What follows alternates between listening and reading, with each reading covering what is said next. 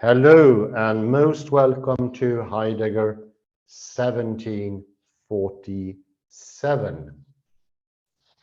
We will today continue Ohad, Nachtomy and Andreas Blank's article, Aspect, Blindness and Meaning Blindness.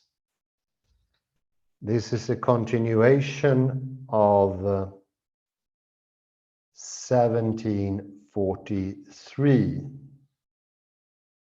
And last time was rather condensed, rather complex, to say the least. Ohad and Nachtomy take up aspect. That aspect is the most important factor in recognition of sameness. Sameness, as I said last time, is a word in the language game. It is not something external to the language game. And the idea that sameness is something transcendental or existing in some other world simply doesn't hold true.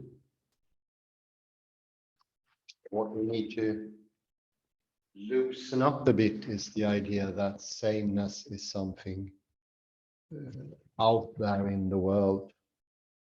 I think most people today would say that sameness is something that could be proven by science or something, or maybe we cannot even know about sameness. No, we all know about sameness. We use it, and it's when we see a particular aspect, when it sort of is due. When it is due, we will use it. And I think the ones for you wondering why the duck rabbit is so prominent in the literature, both, so to speak, the Heideggerian literature and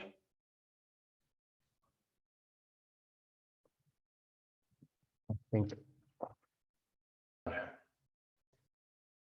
and we continue. Aspect is maybe the most important ingredient in understanding language. So the most recurring duck rabbit is actually an approach to language itself. Although it's a depiction, it is most certainly language that aspect is participating in. I think a little bit indicative of that is that often is brought out, as in the examples here on the screen, often is brought out mathematical series. And those are most definitely not what we usually call pictures or images. Some people has even gone so far that Wittgenstein is defending language against pictures, but I don't think that's the case. I think pictures as they are deeply ingrained with the aspect seeing. But what we need to understand or do is to realize there can be aspect even when there are no duck rabbits present, no pictures or depictions. And that's, I would say, is a rather difficult task, but it's doable. It's to understand that also language has this ambiguous feature, which of course could be triple, quadruple.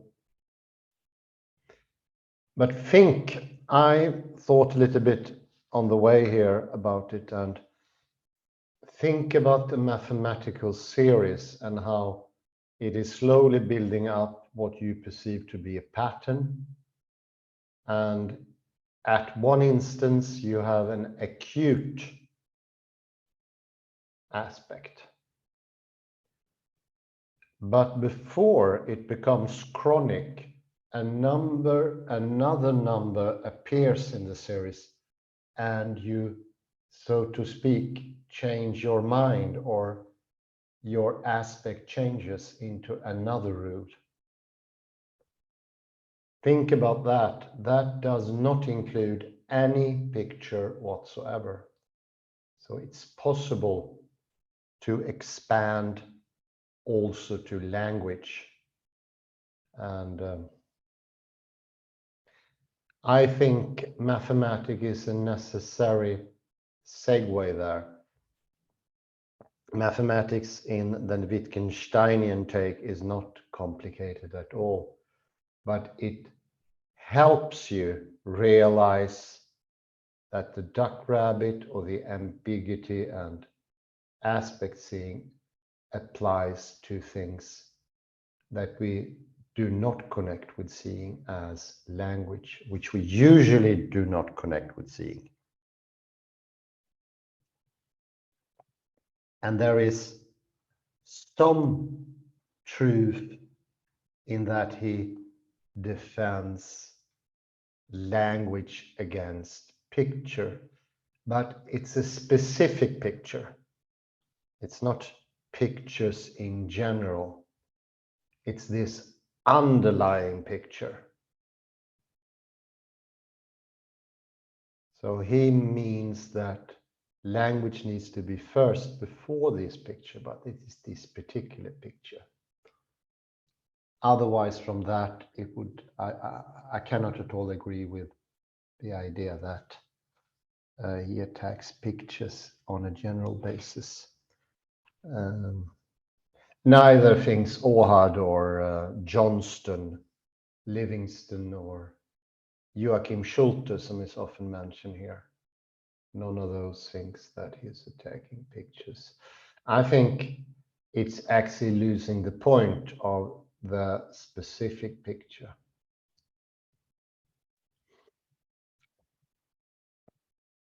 And do be patient about aspect seeing. It's hard to transfer the easy understanding of the duck rabbit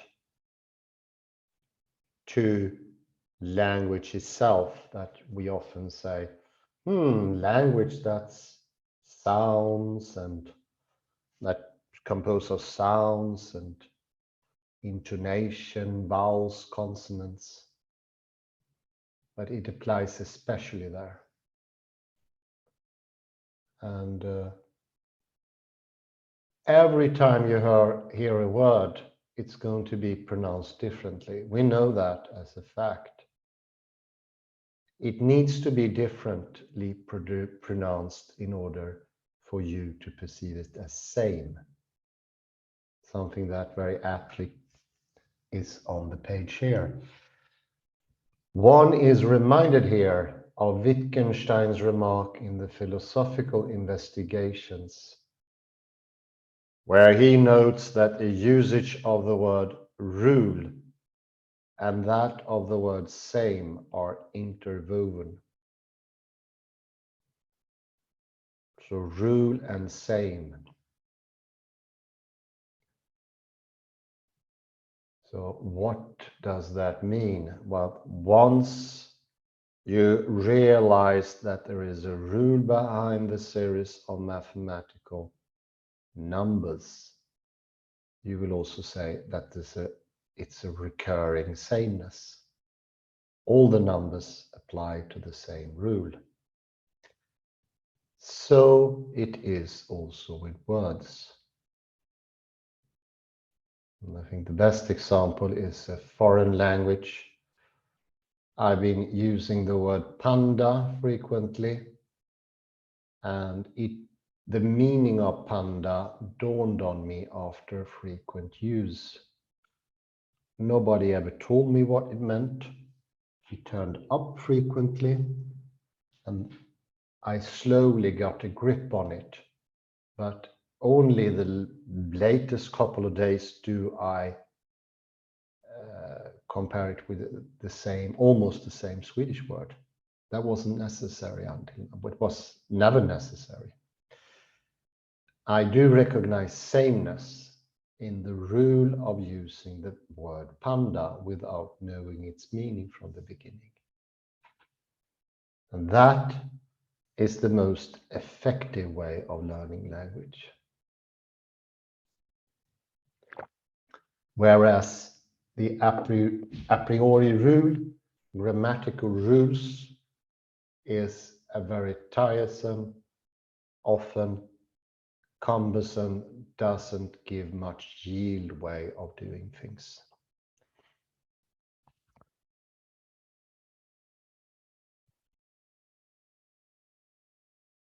But let's continue here. And I repeat it once more. One is reminded here of Wittgenstein's remark in the Philosophical Investigations, where he notes that the usage of the word rule and that of the word same are interwoven.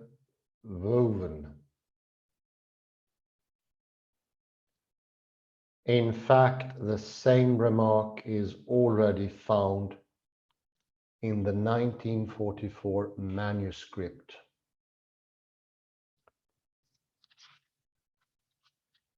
The 1944 manuscript goes beyond the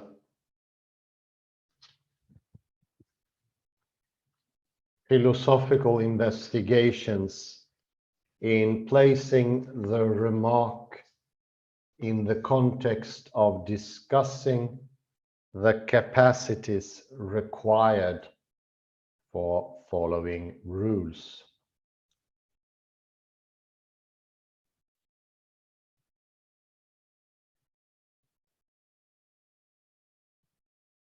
According to Wittgenstein, the same capacity is involved in our practices of forming concepts and following rules.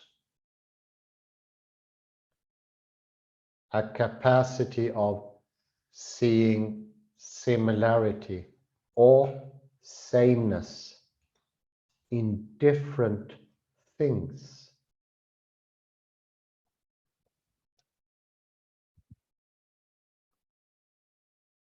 Because aspect seeing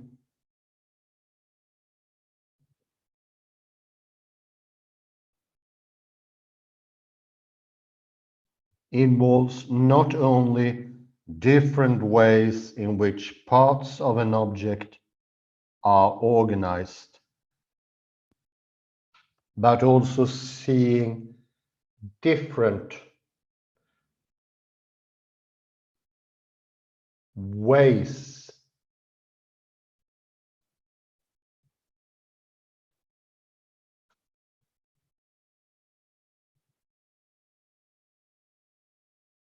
different relations or similarities of sameness. Aspect seeing plays a fundamental role in following rules. In the 1941 manuscript, that's Wiener Nachlass, Wittgenstein states, following a rule is at the ground of our language game. And listen now. And characterizes what we call a description.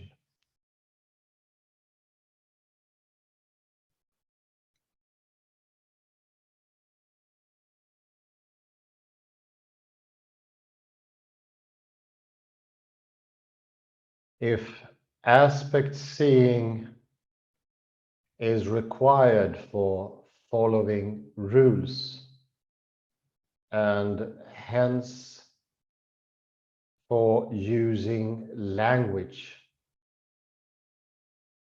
We have a straightforward explanation why Wittgenstein believes that aspect blindness would imply meaning blindness.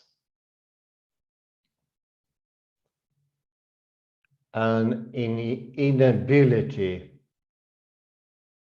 to see aspects would deeply affect the ability to learn and understand a language, because without it, one would be unable to form and follow rules.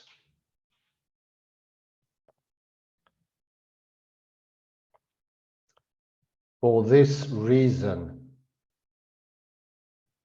a person who lacks the capacity to see aspects would be meaning blind.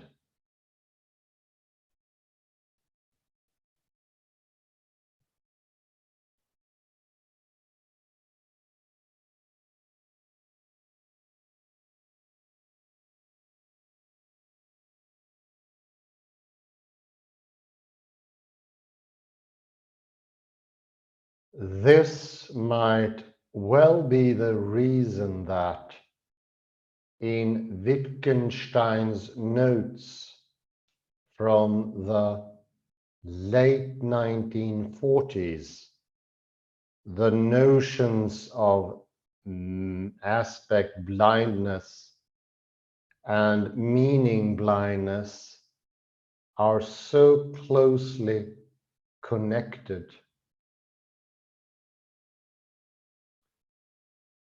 Indeed, Wittgenstein uses these terms, aspect blindness and meaning blindness, interchangeably. Conclusion.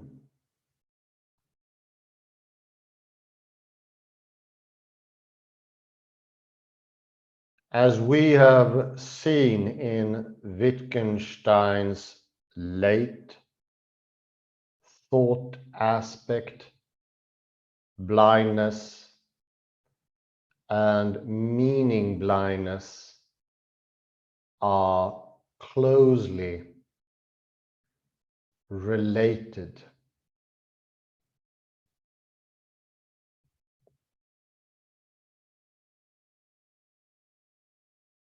So that aspect blindness would imply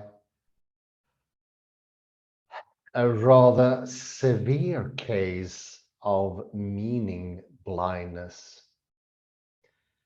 where the aspect blindness corresponds to a genuine psychological condition or not is a question that goes beyond the scope of this paper. Still, it's worth pointing out that there is a host of new studies on related phenomena, such as the inability to recognize faces, which would be fascinating for the philosophers to examine.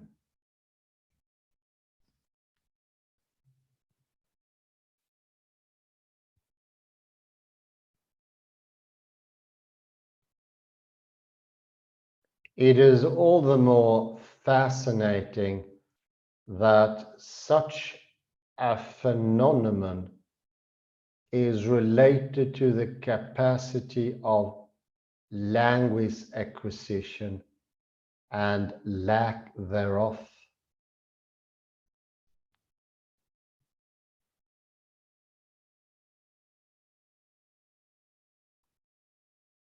What matters for Wittgenstein, however, is not so much whether cases of aspect blindness actually occur, but rather what the concept of such blindness can tell us about the connections between the concepts of aspect seeing and understanding the meaning of signs and language.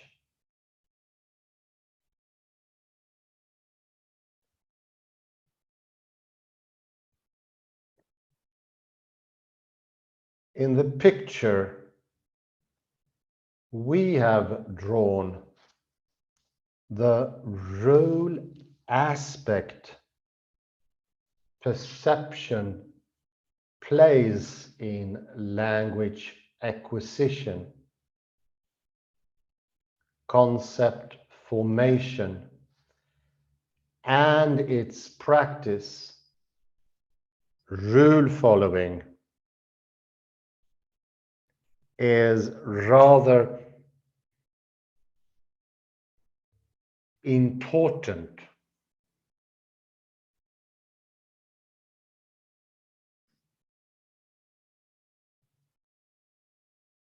Wittgenstein's attitude towards the role experience plays in this picture remains, however, less clear.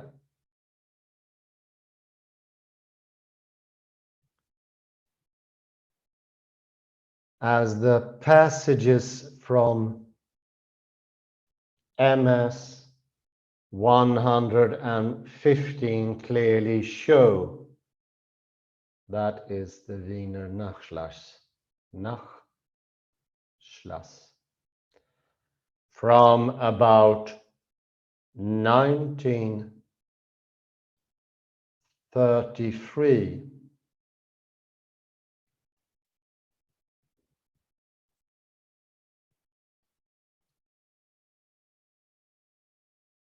Wittgenstein was extremely reluctant to characterize understanding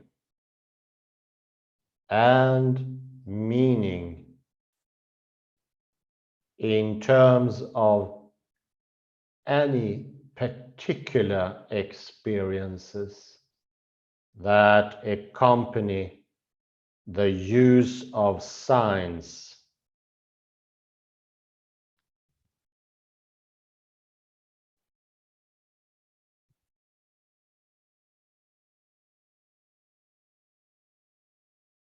But as remarks on the philosophy of psychology 184 and 89 show,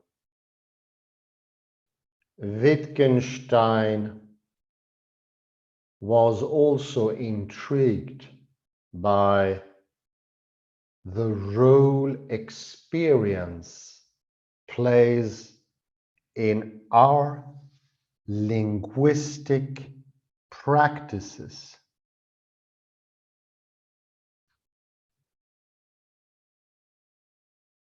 And it is not unlikely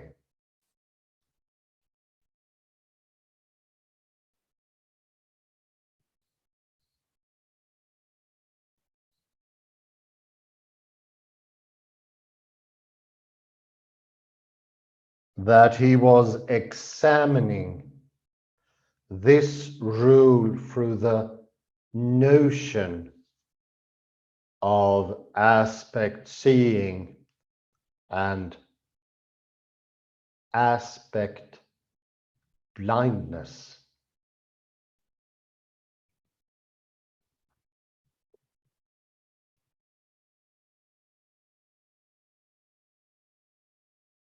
This indicates that his continued interest in the concept of meaning blindness is, after all, meant to describe a sense in which a particular kind of experience,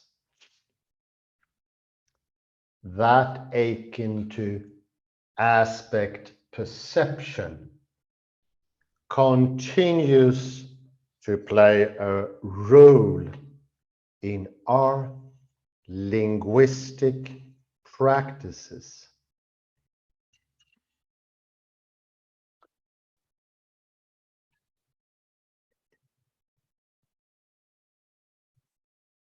Are these simply two incompatible strands in Wittgenstein's later thought?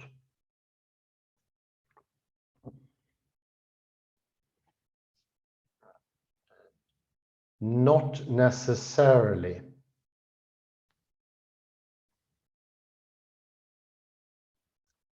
Recall the distinction emphasized by Bar-Eli between experiences that merely accompany the use of signs and experiences that are constitutive of the use of the signs.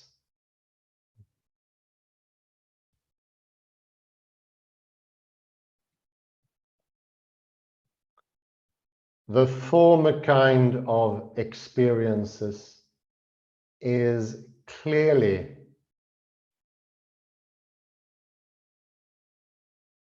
excluded by Wittgenstein from the scope of his investigations.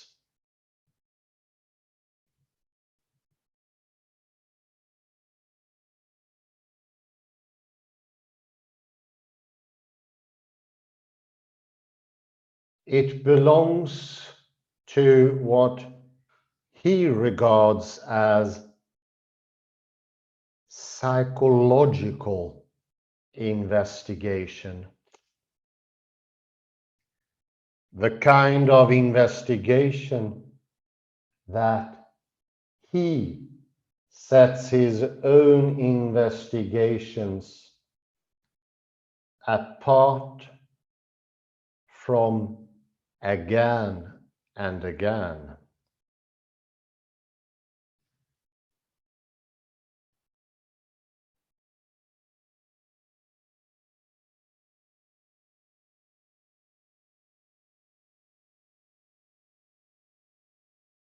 By contrast, if the experiences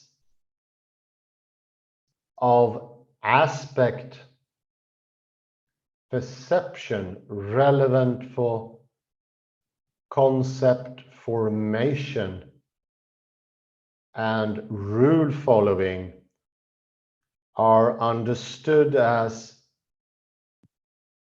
constitutive of criteria of sameness, they can be understood as playing a role that differs from the causal and developmental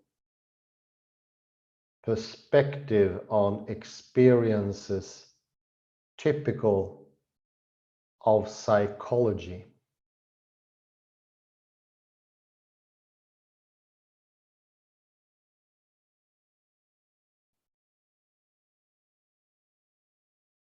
As the passages from MS 164 show, experiences of this kind function in a different way.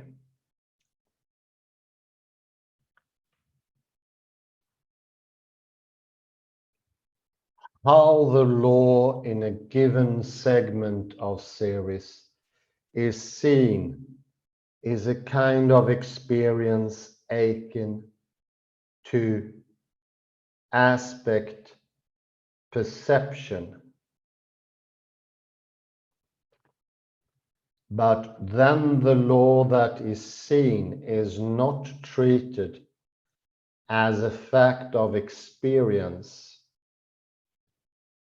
but rather determines what counts as continuing the series in the same way.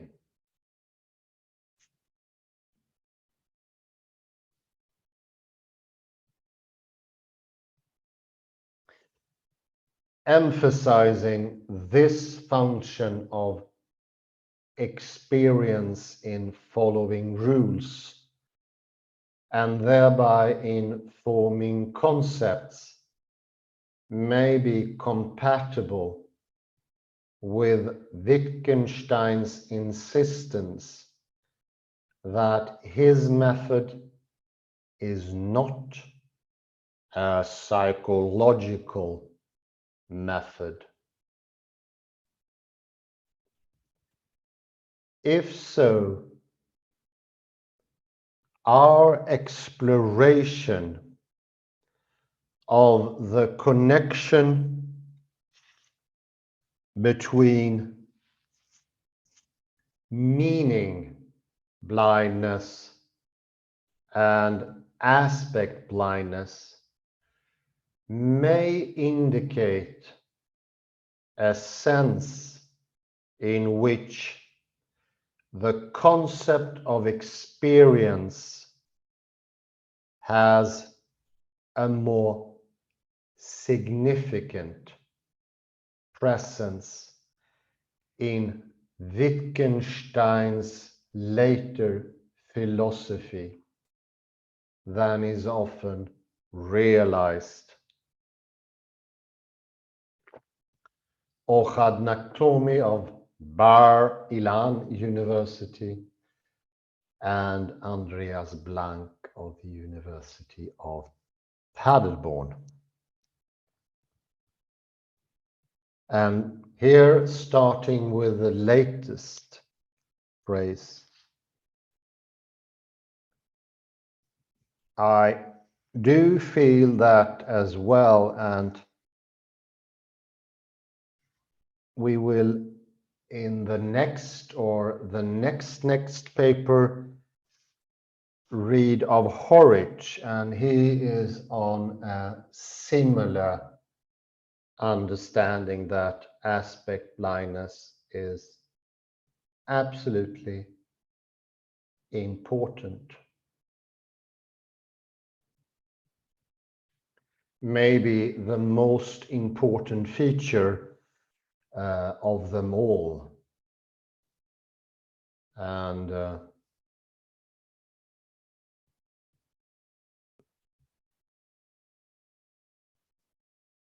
some interesting titles there, definitely.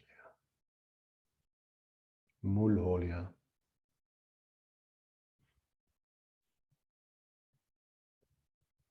And I also find that there is a pedagogical advantage, although very tough to start with, But once you got a grip on this aspect seeing, the duck rabbit,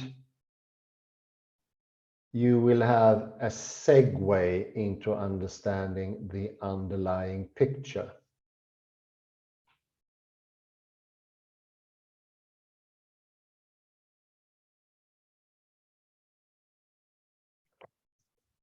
And one could say, and I think this is not false or over-exaggerated, one could say that why we do not understand aspects until we study Wittgenstein is caused by the underlying picture, that picture that captivates our thinking, our intelligence, as it's often is called. It is our very intelligence that gets drawn into the puzzle by the picture. Let's go through the article for some quotes. You can go all the way back to page 60, actually.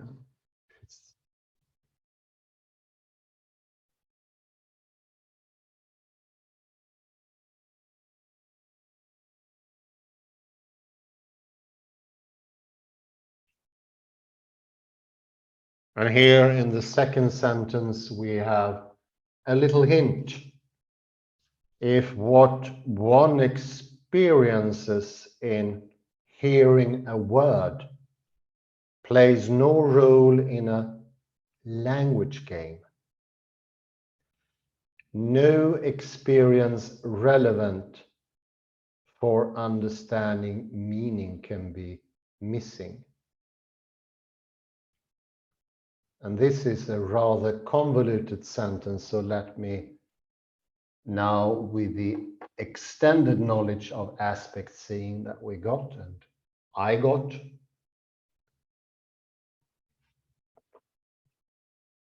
if it doesn't have a role to play for you, no help can be given to you for understanding the meaning. A second approach to this is also that, of course, more easy, words that do not play in the language game, they simply do not have any meaning. Or I would say the Hans Johansson take here is they would have very little meaning. I think they could play in some shallow game somewhere of empty concepts.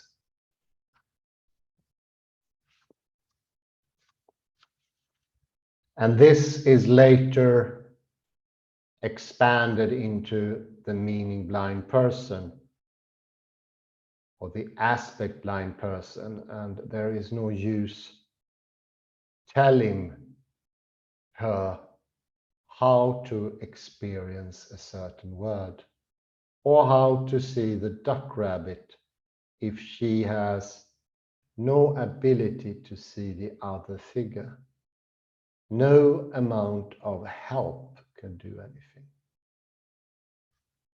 if that person is this aspect blind. If we now go to the next page,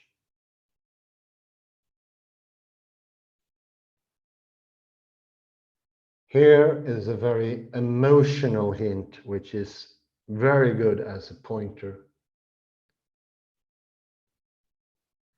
It is as if the word that I understand had a particular slight aroma, which corresponds to the understanding, as if two words that are well known to me differed not only with respect to their sound or look, but also, even if I do not imagine anything particular in connection with them, with respect to an atmosphere. And I have felt that, especially in my youth, certain words have certain connections. And I think that is one of the reasons we sometimes invented words, especially a friend of mine. And it's from the sounds. Of course, these words has, as I said, an extremely shallow role in the language games. It was the feeling to them. And in modern day academia and reading academic papers, you're often struck by the lack of literacy. It's blunt, the language doesn't flow smoothly. It's almost like reading police reports. And sometimes they make the language even less palatable. It's like they try to make themselves aspect blind. I seriously doubt that such people exist, but they sort of try to go into that scope. Using, in Swedish, horrible words. This has a flavor to them of burnt rubber. The Swedish word diskurs means discourse. It's not bad in English, but in Swedish, it's nasty. It's unappealing. And of course, it would never be used by a good author. You wouldn't see that word in some other works of Shakespeare or Strindberg or modern authors. Why would one use such a word? Maybe in a context with somebody saying something. Context, another such word in Swedish. They do not have the same tone in English. Do you add that where they are more natural? If we go down to that end of that page, and here is an excellent example. That's a bit up, maybe two, 3 lines. We all know, you people who have studied other language, that words like this, that, these, those, will, and shall are so different in different languages. And sometimes you get some hinters. For instance, in the Spanish word ahí, but it never corresponds to over there, other than a few cases. You need by use to get to know them, caressing them. They have their own flavor. And we know today, that's been studied quite extensively, trying to give rules to words like these and many others is actually unhelpful for the learning process.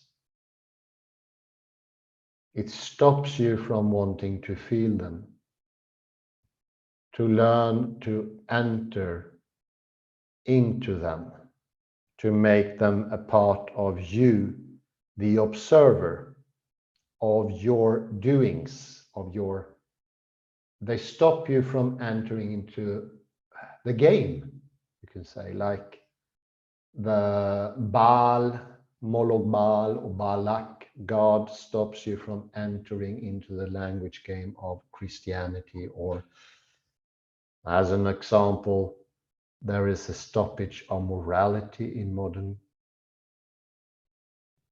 the modern world.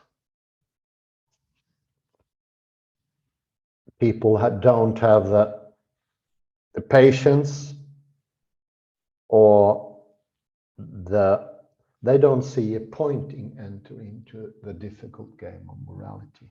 It takes too much time.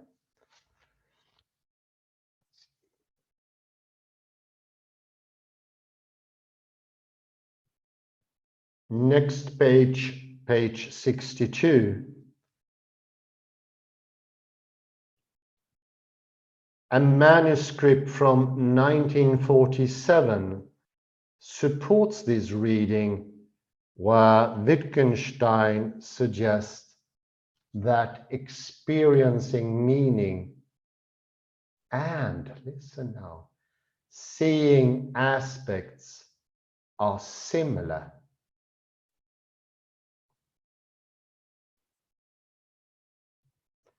The case of the experienced meaning is aching with seeing a figure as this or that. We must describe this conceptual kinship. We don't say that in both cases we have to do with the same.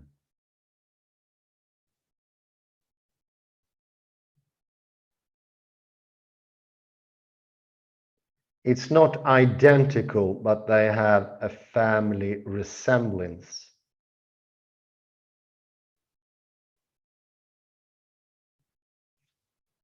And for using signs, you can use that word, think of signs, then it's easier to make the quantum leap from imagery to words. You can see them as signs.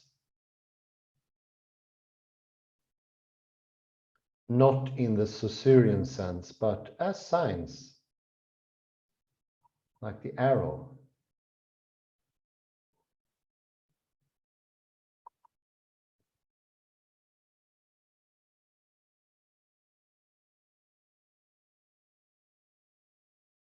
I go to page 61.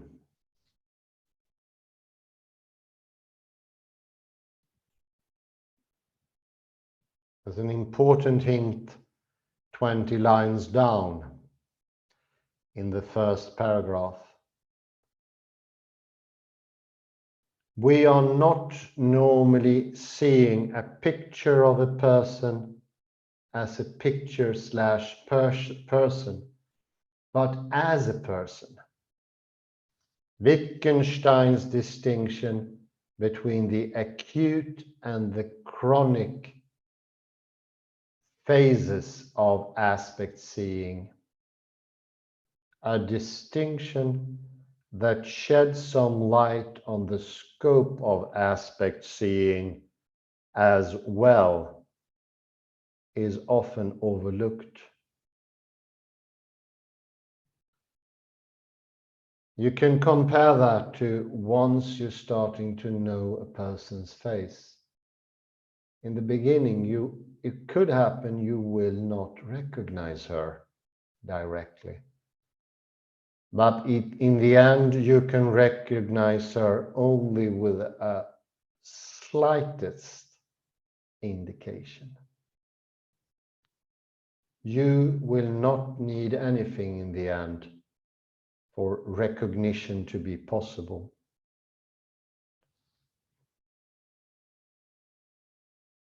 It will happen by itself.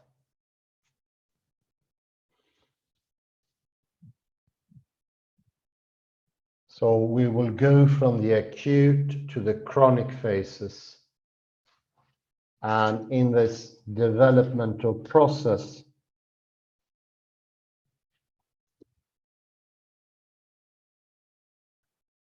you might not even notice, and in most cases we don't, that there is a passage from not really knowing the person to recognizing her immediately.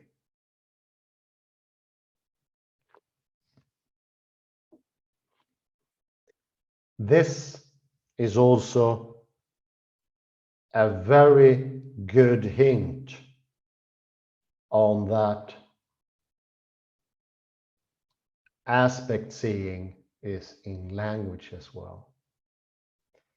If you got to learn the foreign word panda or kanya or something else, nazdravye, there will be no recognition at the beginning.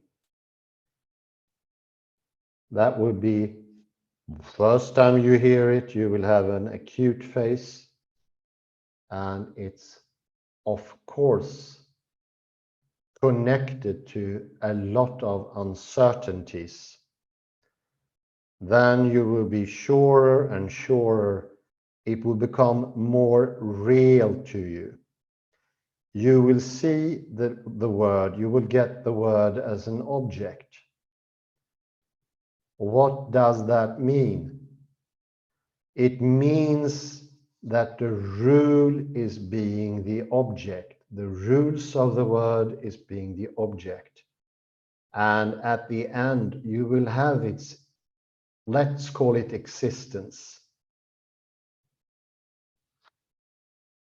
without doing any Platonic references. So you can have the word up your sleeve. You can say nazdravye when somebody's sneezing, which is actually accurate. I think it's a bit like good health to you. Although I don't know and do not need to know. So compare that to maybe you get a toolbox in present, Christmas present. You don't know anything about the tools. You have no descriptions. You have no explanations whatsoever. But you still could learn how to use maybe a wrench. And little by little, the wrench is getting its reality. When you first open in the acute phase, open the toolbox, the wrench will not be real, cannot be real. It's just a piece of metal. But it gains its reality. And once it's gained its reality, all wrenches will be real. And then later on, even imaginary wrenches, as Barbara Tversky showed, will be real. But that takes training and time.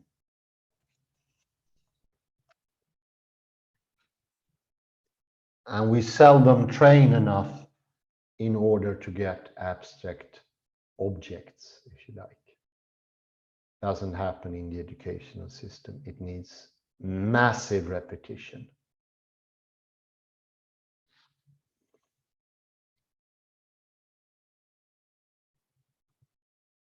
If we go to page 64, just 20 lines down, only one phrase. Or 25 lines, 5 lines more down. Wittgenstein writes, seeing an aspect is a voluntary act. We can tell someone, now look at it like this. So words are not explanatory, but they could be accompanying, and they can do the trick, so to speak. They can change the aspect completely.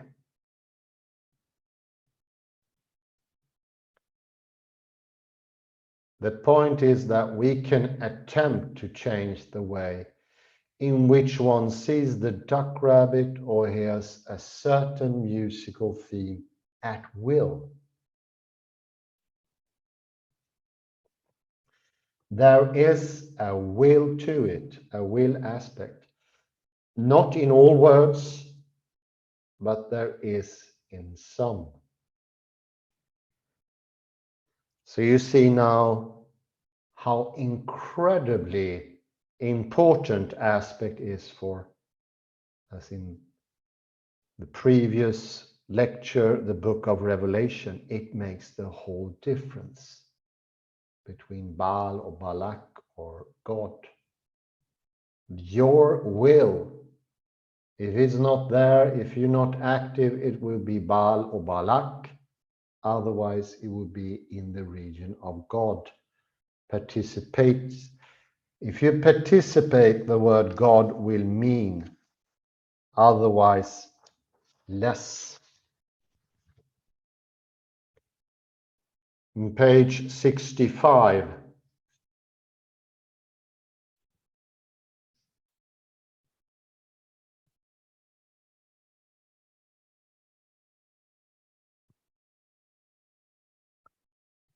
"20 lines down.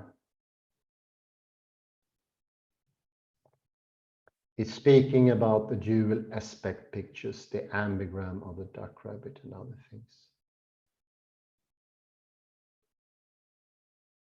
Wittgenstein's discussion of aspect seeing purports to show that our ordinary notion of seeing and perceiving pictures and signs is connected with learning to see certain aspects and assimilate them into our ordinary ways of seeing. They become chronic. They become, in the end, part of your list, your itinerary, your lexicon, or your storage. It's an important thing, and that makes you unaware how it started or how it's working. As I said earlier, you are definitely not aware the cumbersome process of learning to recognize somebody.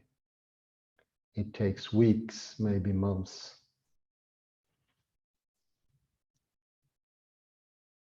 Some people never manage. Apparently, Hubert Dreyfus was unable to recognize faces.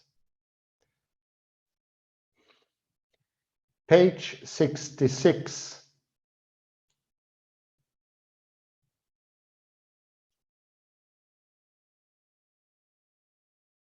And it's the site here from Wiener Nachlass, or Wittgenstein's Nachlass. When we shrug the mental experiences, what one would call the experiences of meaning are not essentially different from those when uttering a word or a sentence. Maybe, I do not know, God knows, etc.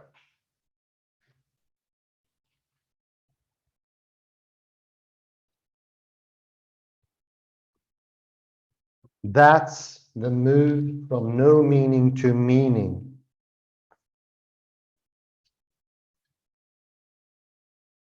Page 68. Third paragraph. And it's about the claim that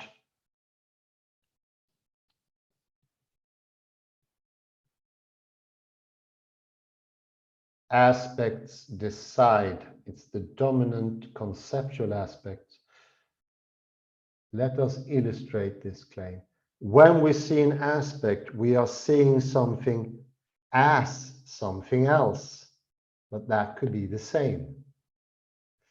For instance, this drawing as a triangle, or as a wedge, or as pointing to the right. We learn that. So your wisdom, we mentioned wisdom before, our wisdom or cunningness is the greater part of reality. And that cunningness means all the hours, weeks, years we spent learning, practicing, repeating. And it also means our will to see certain things, our attitude towards. Doesn't mean that we can control it always, but it's different from person to person. And I would say my take on that, that is our individuality. This is what makes us personalities.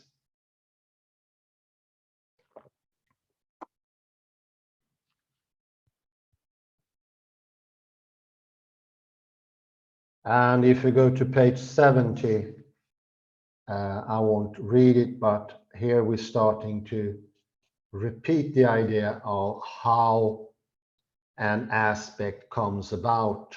And now we move to mathematics in the process of, in the end, being able to apply aspect to words, which is even more difficult. We continue the series and we see the rule and we get an object.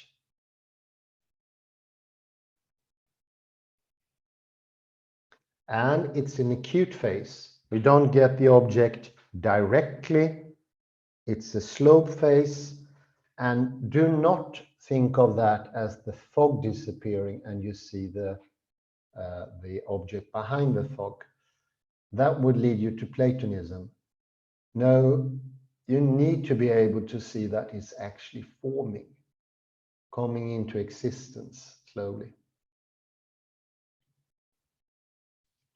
Yes, I do agree that the object that you come to see will be shared by others. Maybe in the case of the mathematical rule by very few, depending how difficult it is. But when it comes to words, it be shared by a lot of people.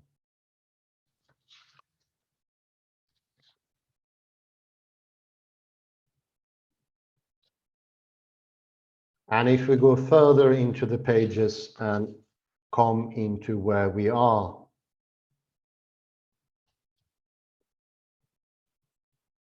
page 73 with my last quote, because I think we have the rest in the short-term memory.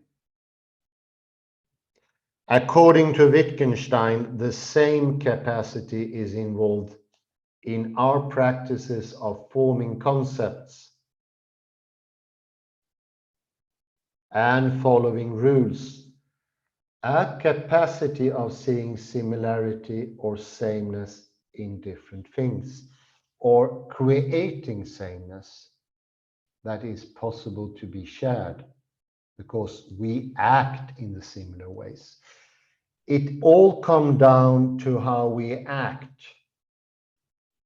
Let me give you an example. The liturgy used to be very important before the Second Council in the Catholic Church. It is because we understand things by doing them at the same time. Many people. And embedded in these practices is the idea, train the concept so you begin to see them. It takes years. Because when you see the rule, it is realer, more real. It becomes realitier slowly. And it takes a long time. Compare that to the analytical philosophy where we just say, I have it already. And you don't have to do anything. You get a diploma, that you know all the terms, and you pay a hefty sum. A letter of absolution, that would be. But it wouldn't be a gain for you either. It would take away the possibility of understanding and enjoying life. So I think that finishes off this article. Kalle, come and go ahead and join. Yes, let's go to page 60.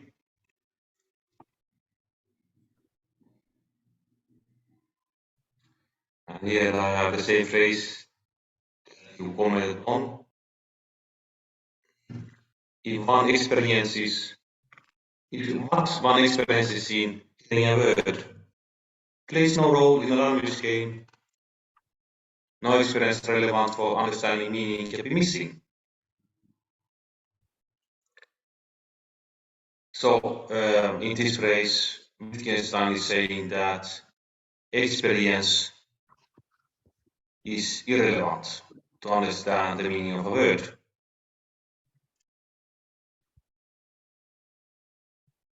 And if we compare it with page 61, Wittgenstein is saying that a word has a slight aroma, like the examples of Beethoven and Mozart, when you pronounce them, they have a different character. So here, this, what he says here on page 61 and what Wittgenstein said on page 60, they are contradictory. So I wonder if Wittgenstein was schizophrenic. Because, let us take the example of the beer that you have commented on. If you pronounce the word caña, beer in Spanish, or if you use the words Beethoven, Mozart, nobody can, so to say, there is no neutral pronunciation of anything. Perhaps some people incautiously will say Beethoven with more joyful nation than others. It depends on your attitude, let's say, to Beethoven, your unconscious or conscious attitude to Beethoven. Let me just put in one. It is not how you pronounce them. It's the words themselves. Could be written as well. So it's the weighing of the words. And of course, on top of that, you can add pronunciation and intonation, but it is actually the weighing of the words. Yes, absolutely. I could be reading them silently, Beethoven and Mozart. And let's say my body energies or whatever, they will react to them in different ways. So I wonder if not Wittgenstein is contradicting himself, but we have here, this is phrases with experiences in hearing word. There's no role. No. But he is referring to that if a word doesn't have this flavor to it, if it doesn't have a sense to it, it's a non-existing word.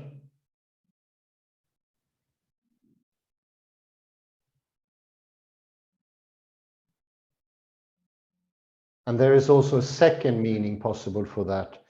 And if that is if a person do not have a feel for the word, it doesn't give him anything, no experience relevant for understanding meaning can be missing. You cannot help that person.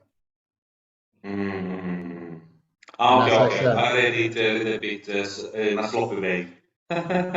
No, as I said in the beginning, it's a dangerously convoluted meaning.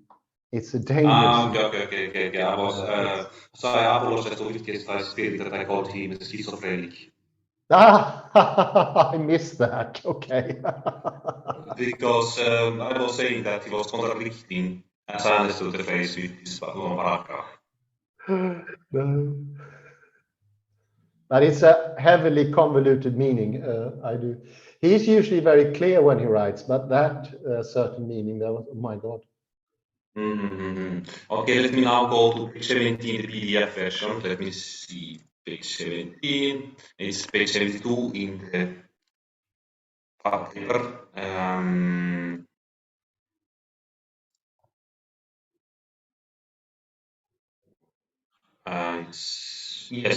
We began this lecture, you began this lecture with this phrase about usage. So Wittgenstein knows that the usage of the word rule and that of the word same are interwoven.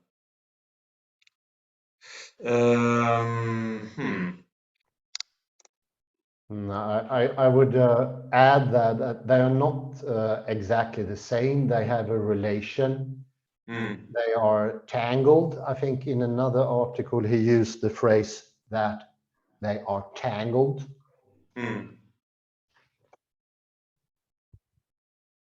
And we have also observed that the word rule or things of following a rule is the same thing as seeing, learning to see. Oh yeah. And we had it actually on page 73, I think this next page. Now I don't remember where we had it. We had it here somewhere. Yes, it is here. Following a rule is a description that is, we could say it's also a way of seeing. So following a rule is learning to see things. And like in our game, chess or whatever, when you learn the rules, you learn also to see things. Yeah, that's why I took that example with recognizing a person in the beginning. In the acute phase, you will be uncertain, and as time passes by, it will be easier, and in the end, you get an object, or rather a person. Let's call her Annika, and you can easily recognize her from a distance in the end. Yes, and if you use the chess game as an example, so you can see that some on the board there are some half of them are white and half of them are black. Yes. And you learn to see that the sameness, whiteness to half of them. Is it that what Wittgenstein means? Yeah, it's in that direction. It's we should be aware. We should be aware not to see sameness as being something transcendental, Tegmarkian, but something that we actually do. But sameness is shared because we do similar things. We are all human beings, and our acts are similar. And in our acts, we can have objectivity, true objectivity.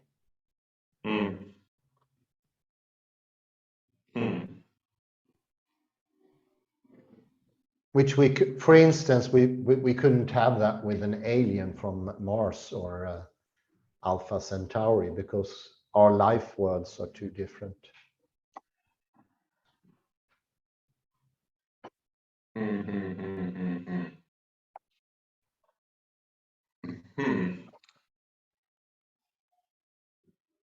And we learned many useful things in this paper, like, for instance, the distance between acute and chronic seeing, and I think that they are very closely related to the Heidegger's view of seeing. Acute is, for instance, when your eyeglasses break, and the chronic is then the following steps, the adjustments to the situation.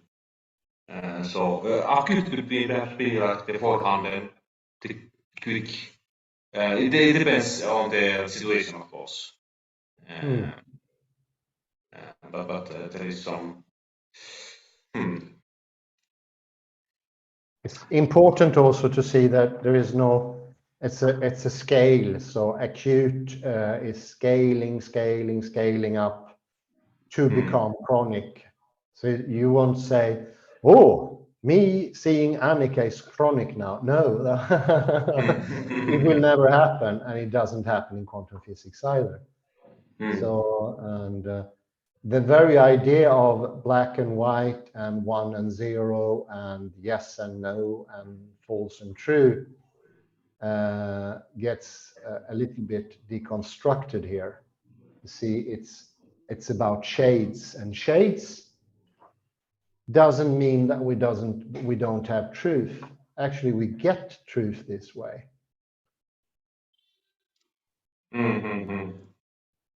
And this example, when we shrug, is an example that words are not platonic. Instead, they are linked to our bodily experiences. Oh yeah, definitely. So the closing of the Western mind has a bodily aspect, like our friend Jan Eiskens had took up.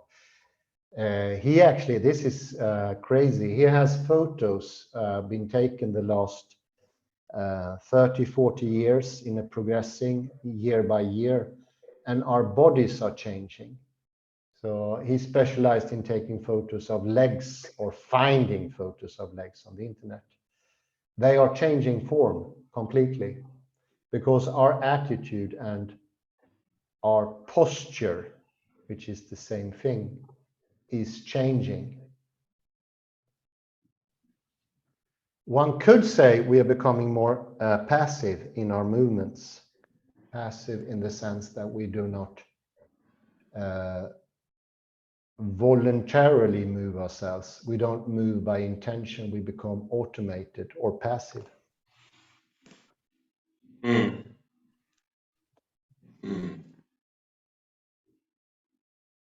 I don't think that's a surprise. If you grow up today, you will get used to the idea that all the objects are already out there, and you will not practice, which is incredibly important. Practice your skills in developing ability to constructing objects or doing aspect seeing. A ready-made world will make you. It is like if you were born in a house and your parents were a bit lunatic, they would say you shouldn't walk, and they would say you have to remain in bed. Your legs and arms won't be usable after a couple of years. The same is happening if we teach children that the world is already out there. It has consequences, and those are grave. Our physiognomy is changing.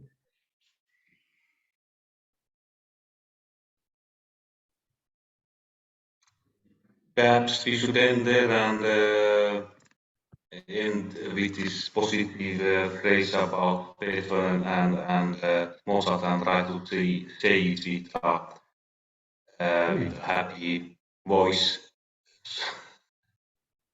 Yeah. To have it a great takeaway about this aroma. And then say Beethoven, Mozart, with that happy voice.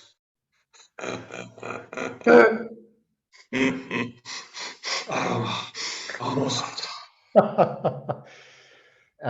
One fault I do with Mozart is when I think of Mozart, chocolate comes into my mind.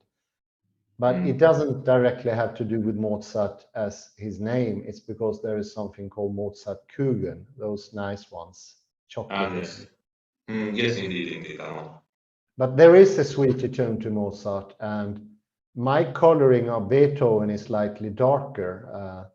So there is a definite difference. Beethoven is like Napoleon. Yeah, definitely. This was a very good article, and thank you very much for your patience, Kalle, and your good questions. Thank you everyone for listening in and participating. It was a sheer pleasure having this. And we see what's in storage for the next. Have a very good one. Bye-bye for now. Thank you.